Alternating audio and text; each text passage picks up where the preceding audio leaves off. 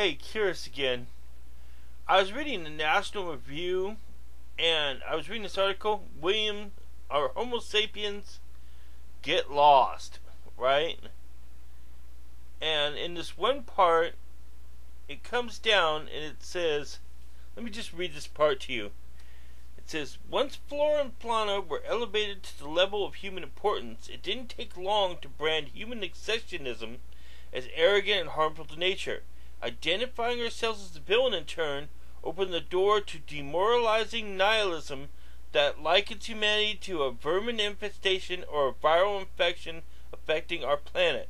Thus, Paul Wilson, the fanatical head of the Sea Shepherd Conservation Society, and here it goes into a quote,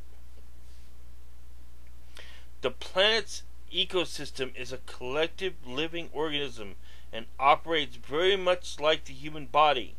Humans are presently acting upon this body in the same manner as an invasive virus, with the result that we are eroding the ecological immune system.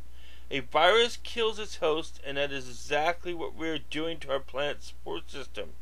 Curing a body of cancer requires radical and invasive therapy, and therefore curing the biosphere of the human virus will also require a radical and invasive approach."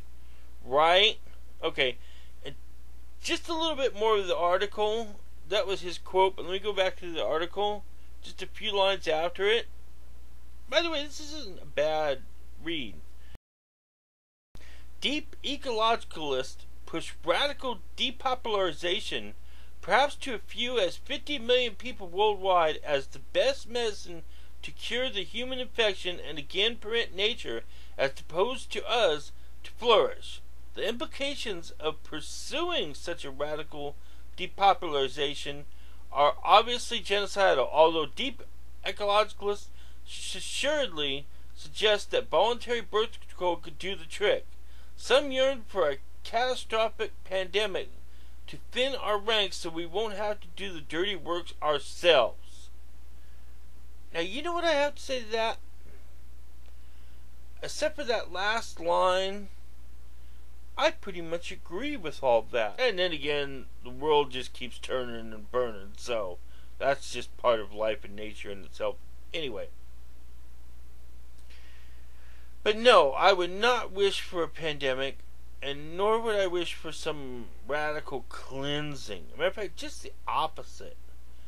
I would wish for, and what I like to think, I don't know if there's anything out there like this, but what I would term the Arcadia Initiative. In other words, a balance of man and nature. I think that would be a good thing. Eco houses, best medical care, good energy, localized commerce, carbon redistribution, all that good stuff.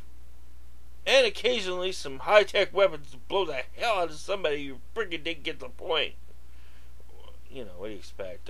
I'd be a future conservative. Anyway, but maybe I'd be out of business, so that wouldn't be so bad either.